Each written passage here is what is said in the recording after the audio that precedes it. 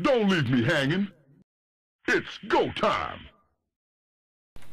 Hey everybody, this is Josh, and here we have another Best of 3 series from the StarCraft 2 All Stars Invitational, being played between OGS Zenio, he's the blue Zerg on the top of Metalopolis, and the red Terran over on the right side of the map is Fake Boxer or Foxer. He said he was going to change his name to Optimus Prime, but actually he ended up changing it to MarineKing Prime. He really likes Marines, folks, and I think this Best of 3 series will showcase that a bit.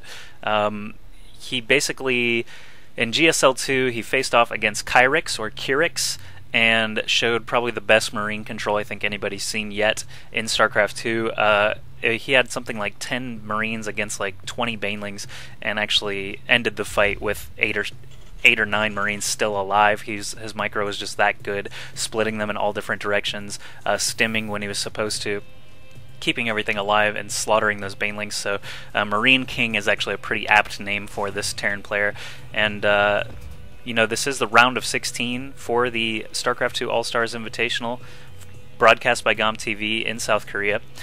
These replays were just released a couple of days ago, and I've already cast a few best of 3s from the round of 16 if you wanted to go check those out.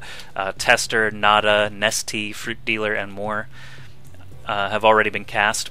And I plan on doing probably all of the round of 16 series because every player in this invitational is really, really good, and I'm curious to see how they play against each other. So this series, Foxer versus Zenio, should be pretty good. A nice ZVT on Metalopolis here. Zenio actually got a little bit of notoriety in GSL2 by taking out Idra with some clever ZVZ tactics. He actually did chain contaminates on Idra's hatcheries on Delta Quadrant, I believe, and just shut him down completely, and eventually busted his front with roaches and lings. But that was a pretty clever tactic that I had not seen before.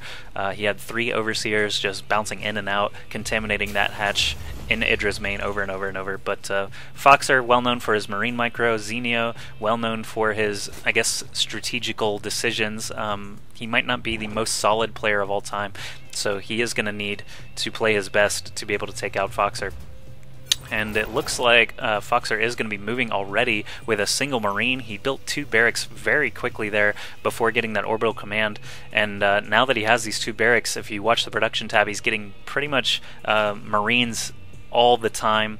And Zenio actually is a little bit fortunate that he didn't drop a natural hatchery here, because this Marine rush of Foxer would actually be pretty devastating against it. But as I say that, Zenio actually drops a hatchery at his natural. He only has a few Zerglings out actually, but he does kill off that first Marine. Now we have 2 SCVs and a single Marine joined by a second one, so Foxer should be moving back towards Zenio's natural with these guys. The SCVs do a good job tanking damage from these Zerglings if Zenio doesn't micro carefully, and also they do, you know, 5 damage per little drill shot that they do, so they can actually help take out Zerglings pretty quickly.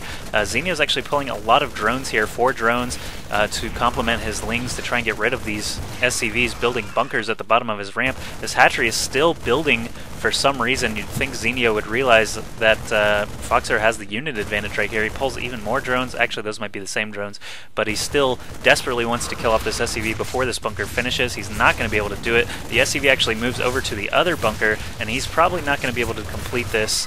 Actually, it looks like he is. Zenio is actually focusing on the bunker itself and not the SCV building it, so the life continues to go up. More Marines joining now. Zergling speed is finished for Zenio, but it's not going to matter because he doesn't really have much room to run. 6 Marines total here, killing off all these lings. There is a bunker here, so he can jump right back into it whenever he needs to. That hatchery does complete, and Foxer just moves up the ramp right now trying to kill off drones. Zenio not really able to do much right now except create more Zerglings and Queens to try and fend this off. Foxer, if you look at the production tab, actually expanding over at his natural while he continues to shoot at this hatchery in the main of Zenio. All the drones have been pulled. He doesn't want to lose those until he can get some more lings out and queens to help defend. A roach warren is being placed now for Zenio to try and get some beefier units here, but with the constant stream of Marines coming in for Foxer, I think he's probably going to win this game. There's 2 more barracks actually being built in Foxer's main right now. He's got a ton of Marines already here, killing off this hatchery that actually didn't really do anything throughout this entire game. It was just built and then promptly destroyed. These broodlings actually might get some damage done on this bunker and actually get it destroyed here. Foxer rather, is just going to salvage it and remove all the Marines anyway. He's going to be able to take out this Overlord, dropping Zenio into the red. He's at 20/10 right now. No Overlords at all in the sky right now. Actually, only a single Overlord. But this number of Marines cannot be stopped by a single Queen and some drones, so Zenio should be GGing at any moment. Now he's forced to pull drones yet again. The Marines just walk right into his base. Finally, Zenio does GG, and Foxer takes a very, very quick game 1 with some very nice Marine rush tactics. I'm not sure what Zenio was doing with that hatchery over at the natural, but obviously didn't pay off for him. Let's move into game 2 and see if Zenio can keep himself from being embarrassed in this round of 16 of the GOM TV StarCraft 2 All Stars Invitational.